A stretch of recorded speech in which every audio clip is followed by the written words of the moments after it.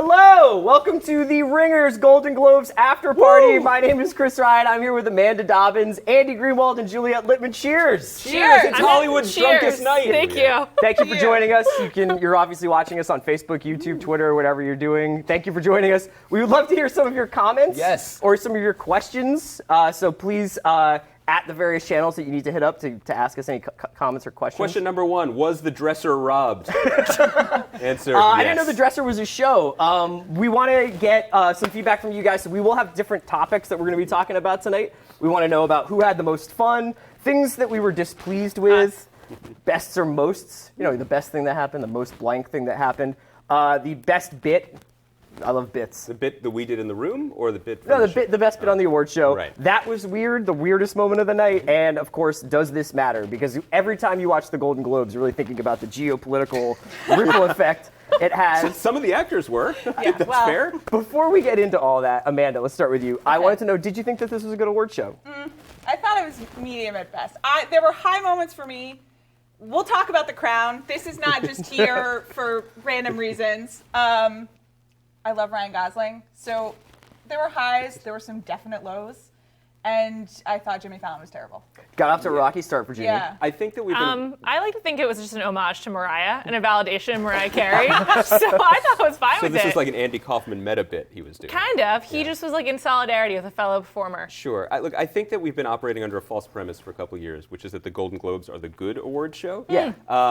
Controversial opinion. Only because with a smaller voting block of admitted, easily bribable international crazies, you get wild winners, you get surprise winners, you get upsets. Sometimes things that really deserve to win, and sometimes the Crown wins. But in general, it's very surprising. I want to make this spicy. Yeah, it's fine. But in general, it has been exciting, it has been fun, and as I said at the beginning, it is legitimately Hollywood's drunkest night. So you expect there to be some strange fireworks or some sloppy somethings. Apparently, though, when you take away hosts that want to play into that, like Tina Fey and Amy Poehler the last few years, you kind of just get an award show. Well, I feel like Amy and Tina's one of their go-to moves was going into the crowd to do something fun. They do a lot more work with the crowd. A lot of interaction, a lot of bringing everyone in. A couple of interstitials, and that's it. I would say my disappointment is actually not with the hosting, but the people in the room were not as fun tonight as they usually are. Because it is the drunkest night of television. You do have movie and TV actors there, and the Hollywood Foreign Press loves famous people and will do anything to get Brad Pitt in the room, as they did tonight, and that was great. I loved seeing Brad Pitt there. But we needed Taraji P. Henson, like someone who really reacts. Yeah, or you needed Leo making fun of Lady Gaga as she walked to the stage, which happened last year, which was, that was great. There was no GIF, for lack of a better annoying phrase. In this case, obviously, the greatest justice that was finally done tonight was that Meryl Streep won an award, which I think terrific. Like, talk about going out on a limb. But as much as I admired and liked her speech, which I did, she was very earnest this year winning that award. And honestly, if the Golden Globes in general are a giant goof, the Cecil B. DeMille Award, or whatever that's called, is the biggest goof. Because it's really just like, who can we get to come this year? Who's the most famous and person that who we has can famous award? friends who will come introduce that person. I think Spielberg's won it like 7 times. I think he's going to win it next Deservedly year. so. Great guy. But that usually is, because this is the award show where you don't have to do the songs. This is the award show where you don't do the in memoriam. And so the one bit that's going to usually just be the drunkest, most celebrity-centered thing was the most earnest part of the show. Yeah. Let's start talking a little bit about the show itself. And I want to ask you, who do you think had the most fun tonight? Earnestness aside. I think it was a good night for Gosling. Okay. I think we all agree on that. Yeah, I think that was the unanimous. And I think I had the most fun. Well, Juliet and I had the most fun watching Ryan Gosling give that speech, which was really beautiful. It was just it was a side of Ryan we don't usually get. It was great. Disagree, actually. I thought some of his ad-libs up there suggest that maybe he's been writing his own scripts for last year, because he had like a little... He did seem... Well, I just feel like the way his... accent is constantly changing. His most recent part is still rubbed off on him. Yeah. It's like he hasn't washed his first pair of jeans in a while or something. I want to be sure that you both heard the content of his speech, because your jaws dropped in tandem when he went up there. There's nothing wrong with him showing feelings of affection and love for his family. Nothing wrong with it. Yeah, he stood up there and said, I was only able to do this because of the women in my life. Shout out to Ryan Gosling. Plus, he was charming. Plus, listen. Oh, he's got a real, substantive, I'm an adult, I'm a dad, look at this moment instead. Wait, who do you think is going to win Best Actor? I mean, it'll be between Casey and Denzel. Yeah. I mean, Gosling has no chance. I don't know. You think what? You think he's creepy? I think it's like I think it just feels like there could be like basically a La La Land unanimous. I mean, maybe this is just one of those times where it just becomes like a Golden Globes phenomenon, and then there's just like a little bit more fracturing as it goes into the Oscars. And I know that there's already like a huge La La Land backlash, of which I'm kind of like neither here nor there about.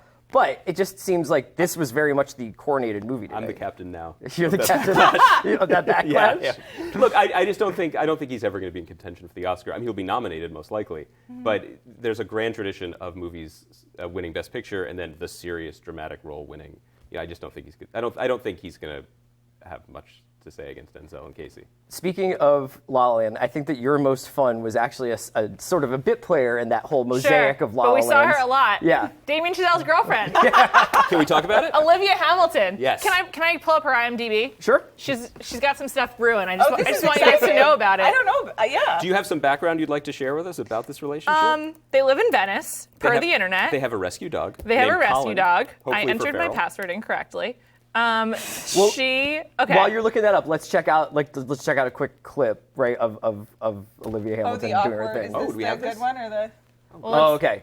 So no, go ahead. You just go ahead and let me know the IMDb. Do you want me to reenact it? No, it's okay. Okay. Literally just like this. Guys, we've got champagne here. I'm sorry. not And enough. the Miraval. She has 7 credits as an actress. Okay. 3 of them were listed in 2016. Actually, 4. She was Brie, gluten-free girl in La La Land. So she had she was in the cafe yeah. with Emma Stone. Who could forget that? Yeah. I actually remember yeah. that scene. Yeah, of when course. Ryan Gosling comes in. I remember to the that. Warner Brothers lot. Yeah. She seems delightful. So you have to assume that she and Emma Stone spent through this whole thing, they've spent at least 5 hours together. I would go up to 12 even. Yeah, long days on Hollywood Very set. little interaction between them tonight. Very little. Although let's dispense with this fiction that the movie was written for her. 2017. We're working on it. So I don't know, Olivia. They're just uploading it There to was a Avid. lot. I mean, one of the reasons people say that they like La La Land so much is that they're like, oh, I had such a great time in the theater. It's such a positive film. It's so uplifting, and fair enough. That seemed to have translated into the room. People seem just generally supportive of it. I would like to say that Kenneth Lonergan's face speaks for me. That camera was willing to go back to literally anyone who was even in the room except Kenny Lonergan after that incredible performance in reaction to what I think was the speech of the evening, which we're coming back to. I have a cue for you. Yeah. Are people saying it's uplifting? Is that a thing Yeah. people are saying? People had a wonderful time. Is As it a lighting? resident fan, do you find that film Wow. Of La La uplifting? Land, Hold or- on. Oh, I think you're talking about Wow. Manchester by the Sea. No, I was just like, This is La La from the Land person, still. Juliet, earlier in the evening, our audience should know, said that Fences was delightful. I thought we were talking great- about Hidden Figures. Right.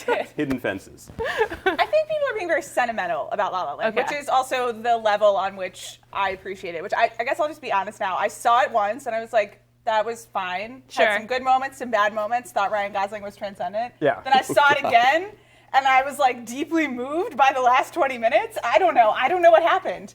I don't know. It's not a good. It's not a perfect film. Often wonder your choice about marrying Tom Everett Scott? Do you feel like it's sliding doors you maybe I really shouldn't have? am waiting for the Tom Everett Scott Cecil B. DeMille Award. He should get it next year. Before we move on to the things that we're displeased about, the results are in from the voting. This is a little bit chilling to do Oh, this. no. Who's having the most fun? Our listeners and watchers said Damen Chazelle's girlfriend, 34%, Ryan Gosling, 30%, Celebrity Bear Hunters, which we didn't mention, 19%. That was my pick. That's your bit. And Lakeith Stanfield from Atlanta got 17%. So Damen Chazelle's girlfriend. Woohoo! Wow, you've got your Congrats, finger on the Olivia. pulse. Big night for her. Let's talk about what we're displeased about. Okay. I was not outraged at this show, but did you have anything that you were particularly displeased about? I was very disappointed that Mahershala Ali did not win for Best Supporting Actor. That That was was just straight bullshit, and it was the first category, right? Or second, maybe? It was early in the It was show. the What? first. It was Yeah. shocking. Aaron Taylor Johnson. Oh, yeah, no. Quicksilver. Nah. I already forgot. But that No. seemed like a parody. That was just so weird. Just want to say, Aaron Taylor Johnson is amazing in Nocturnal Animals. Sure, but did anyone see that coming? That was peak I Golden did Globes. say Aaron Globes. Taylor Johnson before he won, and then me and Tate were like, I got you. That was very, very, very surprising. I thought he was fine. I didn't even hate Nocturnal Animals like everyone else. I loved it. But isn't this? I mean, would you characterize the year this way? I feel like there aren't. Who has horses in these races? I feel who's passionate who's about these? particularly passionate? In I many think years, that there's there's a like the lot good of people movie that- and the bad movie that might win, and people get very fired up about it. People feel robbed. This year, there's some pretty good movies and some very good performances, I and it think doesn't people- feel very contentious. People are pretty fired up about Moonlight. Moonlight, yeah. People are pretty. I mean, I think that Not saying they don't love Moonlight, but they're not fuck Manchester by the Sea, are they? More complicated on that one. Yeah, I mean, I think Manchester by the Sea has become like really. This is what happens with award shows. Award shows are like this incredible stress test for not only the movies that they're celebrating or evaluating, but also everybody who's in them and everybody's story about. That's obviously I'm alluding to Casey Affleck's controversy. It's like there's just a tremendous amount that these movies go through before they get to the finish line. Sure. So I think that like in some ways, yes, there are people who are like, I'm not really here for Manchester by the Sea. I was kind of just on the television side of things. Obviously, Tom Hiddleston, people had a lot of fun, not a lot of fun, but like people were making fun of Tom Hiddleston's very self-satisfied speech. It's a shame. Also, Night Manager upset a couple of those categories. Night Manager upset. That was very surprising. A couple of other really good contenders. But the thing is, I actually really like the Night Manager, and it's almost like a bummer that people are going to be like, man, screw the Night Manager, because like you should check it out. It's a good. That's why the Golden Globes remain the weirdest and hardest show to parse, because there are any number of reasons that you could say why Night Manager upset People vs. OJ. One is that maybe people liked it more. Night Manager was pretty good. I completely agree with you. Two, the Golden Globes seem to have fallen in love with being new and surprising. They definitely like to carve out their own lane and not doing what the Emmys did as much as possible. Three, the Hollywood Foreign Press. They love foreign things, and those dudes are foreign. Great hair, but foreign. And the show is set across Europe. Four, the voters may have been members of Médecins Sans Frontières. Speaking of voters, it well in South Sudan. There. Beautiful. Before we move on in this category, we invite you to vote on Facebook and Twitter for this category. What are you most displeased about? Juliet, what were you most displeased about? I'm fucking pissed the Game of Thrones didn't win. They make a movie every fucking week across multiple locations with hundreds of actors, and they have an amazing showrunner named David Benioff, who always thanks his wife Amanda Peet, and I really wanted that tonight. I really wanted it. The thing is, they almost at this point need to rename that award. The Best Drama Series award for the Golden Globes is the Best New Show. It's just going to be the best new show. I think The Affair won the other year. Mr. Robot won. Crazy Ex-Girlfriend won last year. Not that they won in Best Comedy. This year, the one thing that I knew going in absolutely as a lock is that Game of Thrones was not going to win. It's not fair. It's the best show. Didn't we like kind of say it might win? No. I have hedged. I have lied to people's face about what I said on our podcast last week. I admit that to you. We both thought it was This Is Us, right? Eventually. Okay. You convinced me. I think we came in hot on Stranger Things. Right. And you made the This Is Us argument. They really hid those kids tonight. I was just about to say, super underused. I thought they were going to really drag Millie Bobby Brown out there and have her do like Nicki Minaj like 5 or 6 times, and they really like were like. You're a blog post that ruined that. I would have liked that. It would have been better than how they used them, which was like for one shot during the Tom Hiddleston speech. Is this the moment to talk about the thing that made Amanda happiest, since we're talking about the drama series? Yeah, listen. I loved The Crown. I loved The Crown. I had been looking forward to The Crown. Could you please? How many times have you watched each episode? At least twice, because I watched it. I can't believe I'm doing this. You've watched each episode of The Crown at least twice? Yeah, okay. I've never watched an episode of television watched it once. Is this like, is it? Looks great. It looks perfect. You look like Miss America. Great. But of You look England. like a That's 1984. that's both the intention of The Crown and also one of my long-held desires. So it's good. It looks like you're ready to do your final program for figure skating. And please do. We can clear the table out if need be. I have watched The Crown, all the episodes twice, because I watched them once by myself, and then my beloved husband, in like his greatest act of love, agreed to watch all the episodes with me. He did turn to me halfway through and was like, "Why is this interesting? Can you explain it to me?" Like just in like a very respectful way. Yeah. I have just really always liked. I have had a weakness for British royalty. Okay. I have seen Peter Morgan's other work. I think he's very good. Spoiler alert, is about British monarchy. Did Who knew that story would Iron keep Lady? giving? Is that what he wrote? Uh-huh. And what else? The Special Relationship. Oh yeah. The Queen. Yeah. And then he also did a play starring Helen Mirren Also, about Queen Elizabeth. We don't have to go Few into it. people It's know fine. this, but he also wrote the film King Ralph with John No Goodman. way. Yeah, that was what began his interest. Are you in being monarchy. serious right now or no? No. No. We do have a clip of The Crown real quick that we'll go to right now. I think. Oh, we can talk over it. We can, like we're one of those gonna clips. watch this clip with you, I guess. Yeah. Has it started? No. Amanda, will you just do it for us? It was just me being really stoked. It was just I Manny being that's why I love Claire Foy's dress. I thought she looked lovely. Claire Foy. Was that an upset? Yeah, kind of. I thought Well, so. who did she beat? They love coronating new stars. I mean, they love that. Yeah. She Nailed was it, great in coronating. Boys. Yeah. I do this for a living. Can you make the case for The Crown? Just in like, what's the pitch for Sure. people who might be dubious about it? I mean, if you're dubious and you aren't interested in this stuff, Yeah. it's like very soothing. It's like very low stakes, well Right. made. well-written. You already know what happens. But you know, for me, I'm watching $100 million they spent. Yeah, which is great. But like, you know, you've watched 8 versions. I pay them $8.99 a month. That's right. You're an investor. I am an investor. Yeah. Yeah, I have a stake in this They company. really, That's not what they're investor cutting means. corners on narcos for the crown. What's that? I said that's not what investor means, but that's okay. It's like No tax big deal. paying, right? I will say that the sets are amazing. The homes, like when they're fighting about moving out of Clarence House. I'm like, yeah, I wouldn't want to leave either. The wallpaper is incredible. Yeah. They did a great job restoring Prince it. Philip did it himself. All right, so we're getting very passionate about the crown, so let's move into what were some of our bests and our mosts for the evening, since we're going to be very affirmative now. Can I take this off? Yeah, Yes. of course. Okay, thank you. Can I put it on? Yeah. Thank you. On the fashion tip, I thought Claire Foy looked great, but Yep. best dress was definitely Zazie Beetz. She looked amazing. Oh, she was incredible. Loved that black dress. She just looked effortless, and that's a great character anyway. So I gotta say, shout out to her. The whole cast of Atlanta looked pretty good. It was What do you Atlanta's think- what do night. you I think it Donald's was. throwback? I think one of the big stories coming out of this is just like Atlanta was this critical darling, beloved by the like small but like powerful group of people who were watching it. Us. And Congratulations. We are investors. you know, I think Atlanta truly. When it gets down to it, it's the story of me and Andy. Yeah. And our dedication. I'm just kidding. Okay. Every night we listen to Outkast and sleep in a storage locker. No, but Drive our invisible car. it was just an incredible night for that show. Glover winning Best Actor, the show Yeah. winning Best Comedy Series. Yeah. It's really exciting. I mean, this is what's best about the Golden Globes is when something relatively under the radar can upset and get a spot on that stage. Yeah. Basically, make their voices heard, make their presence felt, and that could turn into something very positive. I mean, we talk about what these awards actually mean. For the movies, it really is about Oscar jockeying and positioning. For TV shows, including The Crown, this is a chance to be defined as something worth watching. It's something exciting to get eyes on these people, on Claire Foy, on Donald Glover, on relatively new stars to a lot of people. And it was really thrilling. We got a question from a viewer named Aaron Sorotsky who was wondering, what was the biggest night in a night of surprises? Were you surprised at all by Atlanta? No. Okay. I mean, with the Hollywood Foreign Press and with, you know, Andy's been describing, they do weird things, and so they don't always reward the best show. Yeah. And like the fact that every single person we know is just like Atlanta, myself included, it's like Atlanta was the best show on television. As an Atlanta native. Yes.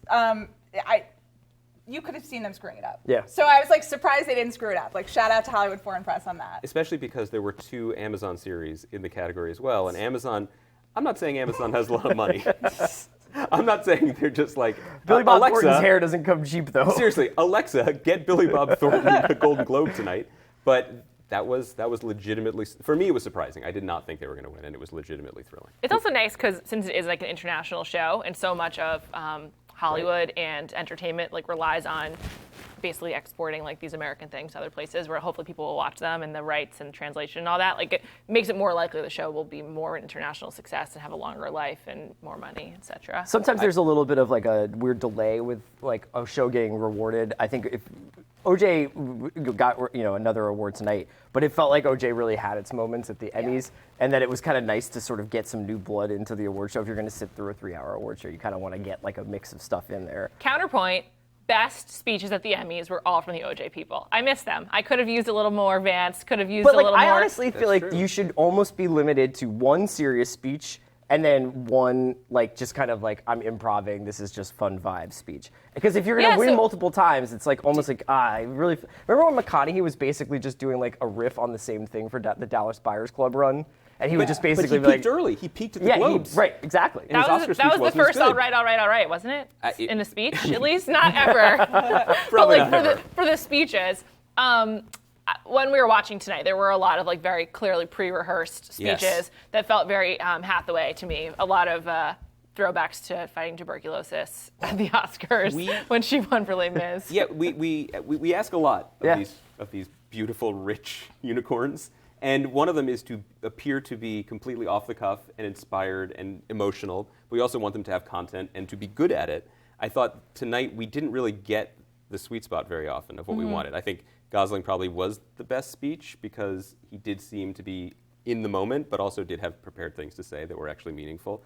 Other people were either too rehearsed or I didn't quite get there. Is that Yeah, right? it's like we can't ask What speech are people everything gonna- from people But what because like speech are people They're going to talk actors. about? Literally, what's no, their but job? like if they're like That's literally all their they job. do. but if they're is take caught in content. the axis of like sincerity and sort of like brushing it off like it's like I'm just some weirdo up on stage. Like you kind of, it's always hard to hit that main target where you're just like, oh, this is really great, you're being so heartfelt, but actually now you're making it weird. Yeah, but again, it's hard, but they are supposed to be able to do this, and I think that but actually they say things that other people write for them. Sure, but I do also, we'll have someone else write this. That's true, I guess that's the point. And then learn how to deliver it in a convincing way. I do think Would you have Peter Morgan write your speech? Yes.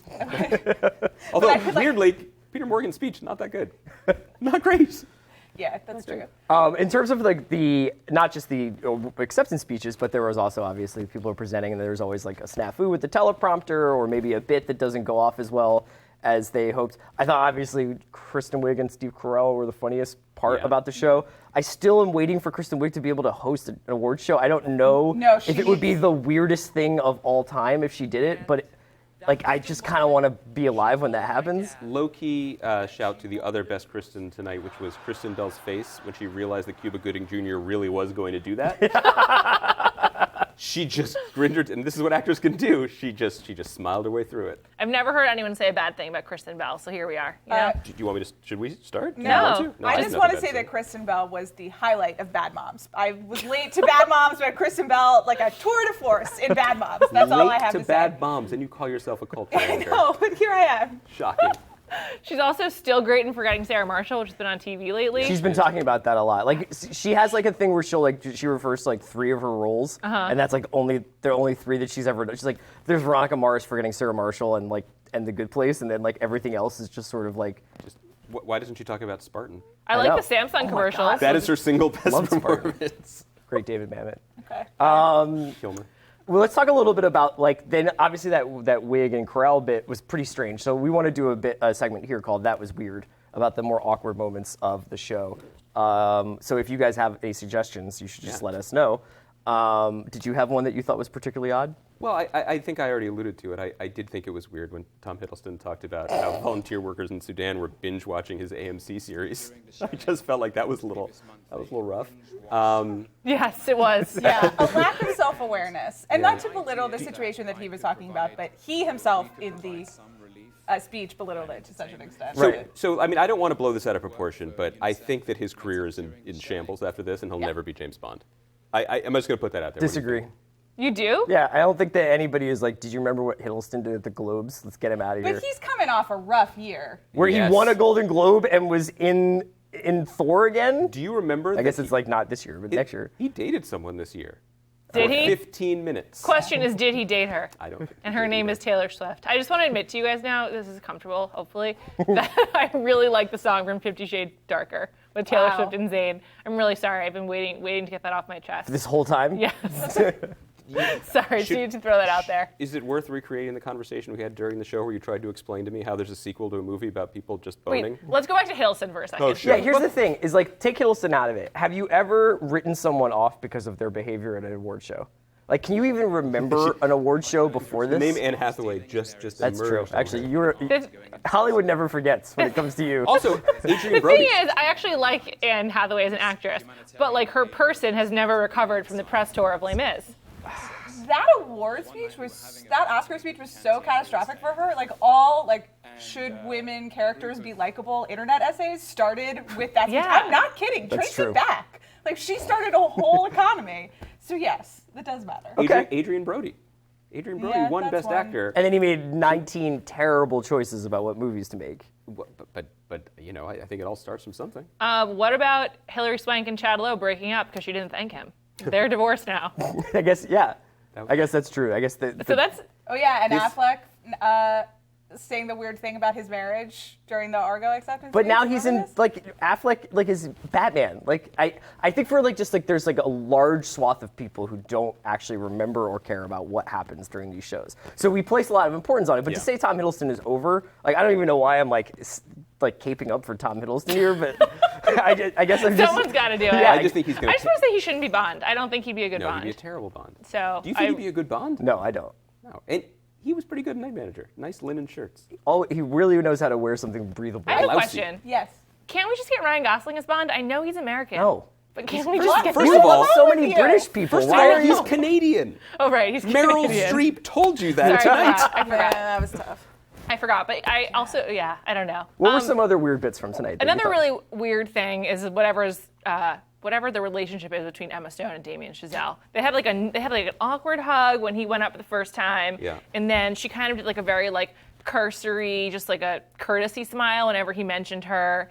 It just was weird. There's something going on with those two. Maybe she doesn't like Olivia Hamilton, or it's just not over the scene of when she was rude to her for the Olivia gluten-free bread. stole her shine. Maybe she wishes that he would make room for women in his movies and not just blame them for like getting in the way of art. I don't know. Just a thought. Just a thought. The problem. Definitely possible. The problem is that Olivia Hamilton appreciates jazz, and Emma Stone doesn't.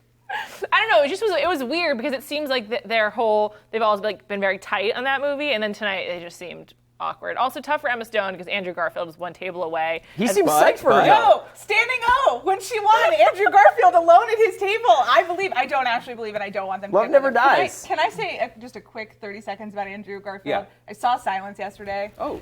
The worst 3 hours that I've had at the movie theater in a very long time, but I did spend at least 30 minutes of the movie just imagining what it must have been like to be Emma Stone dating Andrew Garfield as he was preparing to be a Jesuit priest and be like, Emma, I read this book. I really need to tell you about it for 4 hours. Let me tell you about how faith is like. But she was like, Jesus don't Christ. slam doors in the face of creative people. Has Andrew Garfield had the quietest, loudest year in history? Because he has this big profile in the New York Times about being like the spiritual ghost in the Hollywood machine.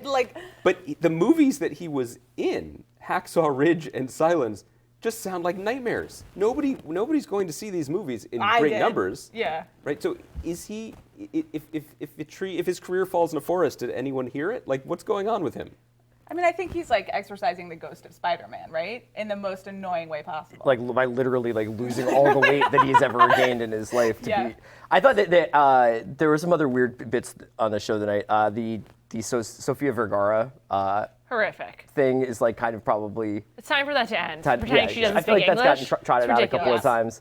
I wasn't, I thought Questlove's music selection was amazing. The fact that Just to Get a Rep by Gangstar was played over the course of a Golden Globe show, but I could have done without Jimmy Fallon's Cypress Hill bit. Yeah. Thanks for bringing up Eddie Redmayne. Did you guys notice that when they were I didn't bring up Eddie Redmayne. Well, he's part of the Cypress Hill bit. Oh, okay. You did. Yeah. Own it. You did. You did. I was like, Eddie Redmayne's in Cypress Hill? Well, when they were doing the like suit. When they were doing the like My First Job or whatever, the only one who got bleeped out was like Eddie Redmayne. Was that intentional? No, I think that was just a technical just our failure. TV? Yeah. Oh. I was like, conspiracy theory, they hate Eddie Redmayne. Eddie Redmayne famously works blue. Everybody knows that about it. Sorry, back to Cypress Hill. I've got a weird moment, which was just how much you two loved the My First Job segment. Like, We love bits. We're just fucking dying. We love bits. Yeah, I don't know. Celebrities are just like us. Look, the Fallon thing, what show was Fallon hosting? Because I was going to say he thought he was hosting the Oscars. His own. He thought he was hosting the Oscars, but he was hosting the Golden Globes. But it was more like he was hosting a high school talent show with that stuff. It was weird. He's a celebrity cheerleader, which works on a talk show. But as ridiculous as award shows are, they are, at least, you have to, at some level, either keep up the pretense that it's about art and making good art, or puncture holes in it, and he didn't either. I think his biggest flaw was that he disappeared, and it was like kind of fine. Like they all disappear, but no one missed him. Yeah. It would have been better. I don't think if that he there's did a show. like there have been award shows in recent memory of Chris Rock where like you're like, oh, we're going to remember that monologue for a while. We're going to talk about that monologue for a while. Jimmy came out immediately, was like the prompter's broken, did a shuffle and tried to like kind of make up for it, which may or may not have been a bit. Pretty much immediately got to the stuff. He ducked out on any of the Trump Tonight Show stuff, which I thought maybe he would bring up as like kind of a self-referential bit, but I guess not. He probably doesn't want to relive him touching his hair. Right, or whatever. I mean, there was like a certain contrast between the politics of a lot of the speeches and Jimmy's kind of benign hosting, which is fine, but it's just worth noting. I think that's why the speeches did feel earnest. You got the impression that everyone who had a platform felt they needed to really use it. Mm-hmm. And so while it made it for a less fun show, it is in some way, while Emma Stone's speech maybe was a little tone deaf, and certainly Tom Hiddleston's, at least like everyone seemed to be aware of like the gravity of their platform, which I guess is nice. The weirdest moment of I was just going to say, we didn't mention the one speech that I thought did hit all the quadrants, which was Tracy Ellis Ross. Yeah. Who is deserving, who is always good on that show. Self-effacing, very grateful, very excited to be there, but also like kind of like a lovely sentiment. Yeah, she's terrific. And a great dress. And during Meryl Streep's speech, my that was weird moment was definitely the cutaway to Vince Vaughn and Mel Gibson, who looked like they were like watching the end of 2001 while she was talking. I have no idea what was going through their minds. Sorry, were you talking about Hacksaw Ridge's Vince Vaughn? Yeah. So, yeah. Okay, I didn't know how to Hacksaw place Ridge's him in Vince the Vaughn. room. I didn't realize. Yeah. So let's get to the end, sort of like the takeaways, right? Sure. So a lot of fun is had at the expense of the Golden Globes about how it's basically superficial, how for press you can buy them with a nice lunch, etc. But does it matter? Does anything that happened tonight matter in so much as basically the discourse around these movies and television shows, but also like going forward, whether or not La La Land now has like pretty much a clear runway to the Oscars? Right. I mean, I think that you can argue that La La Land has both totally cemented its frontrunner status, and at the same time, like, Backlash starts tomorrow. Yep. Backlash starts right now. Backlash started like 2 hours ago. Yeah, but I think that it probably won a little too much for its own good. And, like, do the Golden Globes matter? Like, no, not really, except in how they affect the Oscar conversation. Yeah. And they do. Like, you can't, it's recency bias, but it's the thing that you think of. Sure. So I think I'm sure they're very happy that they won, and like on Thursday they won't be as happy that they won. It's almost like they have so much. When did the Oscars? March 8th? February 26th. That's Yeah, my favorite day. They have however many days, 6 weeks or whatever. Like, I feel like there's the way that the cycle goes now, they'll have the Backlash, and then there will actually be like a mounted defense of La La Land period in a couple weeks to Because be. the nominations aren't for a couple weeks. Yeah. So it can go. Yeah. La La Land is going to win. There's no question La La Land is going to win Best Picture, I don't think. But the one thing that was supposed to come out of this evening, I think, was the clear-cut alternative. Right. And I don't know if we got there. I guess just by nature of it, by the fact that it won, Moonlight would be the alternative. But Casey Affleck did win. Isabelle Huppert won, so who knows? That makes things kind of interesting for the Best Actress award, at least. I mean, with Emma Stone and Isabelle Huppert. I think that there's. Yeah. I mean, I was extremely, when the nominations came out, I was surprised at how little attention Jackie got because you'd think that is like a Hollywood foreign press, and Natalie Portman, a famous person playing Jackie O, like prestige wrapped up. I was surprised that she didn't win tonight, even though they didn't care for Jackie. Yeah.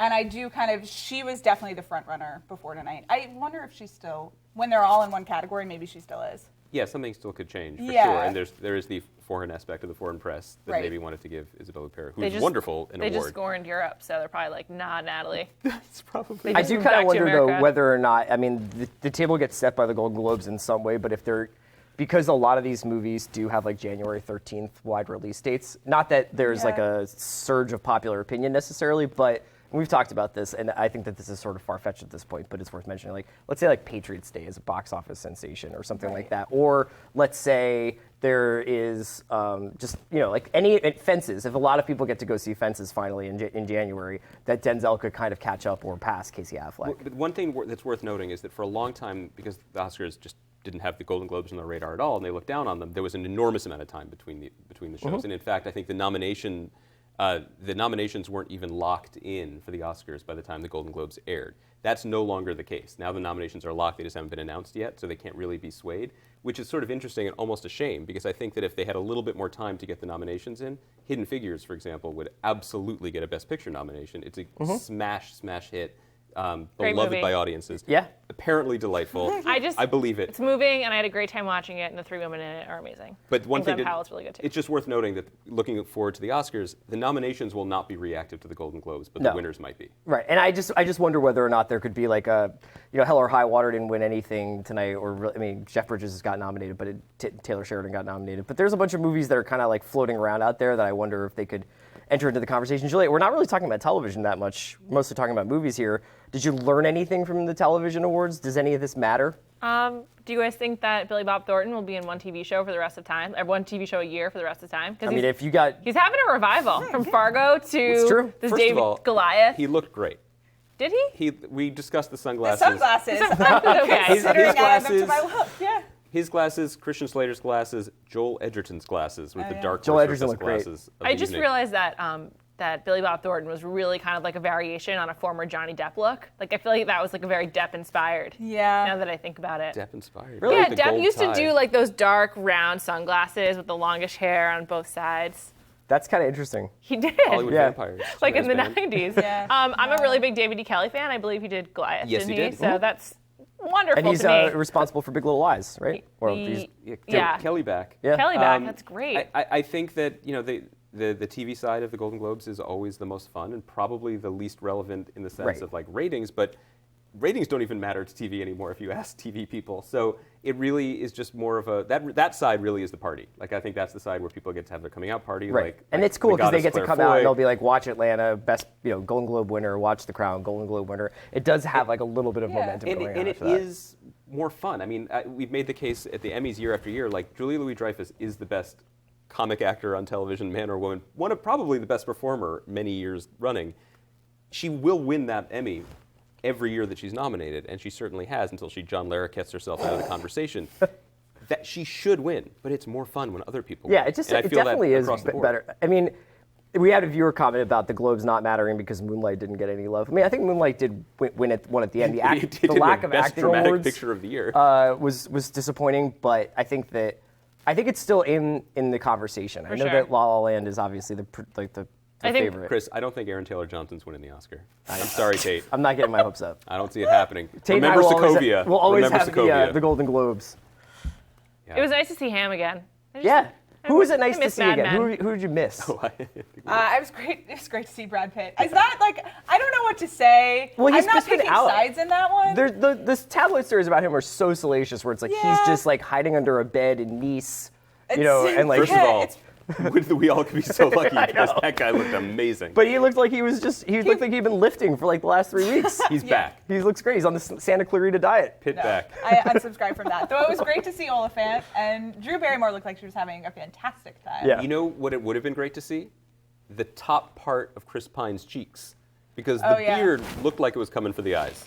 That was a major problem. It was a little paste on what was otherwise a fantastic performance by Chris Pine in the role of man in a suit. I would say the one thing that these award shows teach us, that's the role he always plays. I know, he's in great every at movie. It. He's pretty good it's at fine, it. I'm great. These award shows can act as sort of a barometer for celebrity in the best possible sense. Like, who are America's stars? Who are we happy to see again? Who's back doing the bit? Who's back doing the funny thing? We were all happy to see Reese. Who's the Jack Nicholson thing? Queen Reese is one. She looked great. Brad Pitt is another. I think it's time to reassess like where John Legend is in our universe because he's just been involved in so many things. Yeah. He's in the Daily Mail all the time. He has a really cute child now. I think his relationship with Chrissy Teigen seems great. So and now he's reassess part of our relationship or your relationship? Everyone's. Yeah. He was in We La all have La a great Land. relationship He with was him. a part of Selma. He's the leader of the Messengers. Yes. He's just- Everyone loves jazz fusion.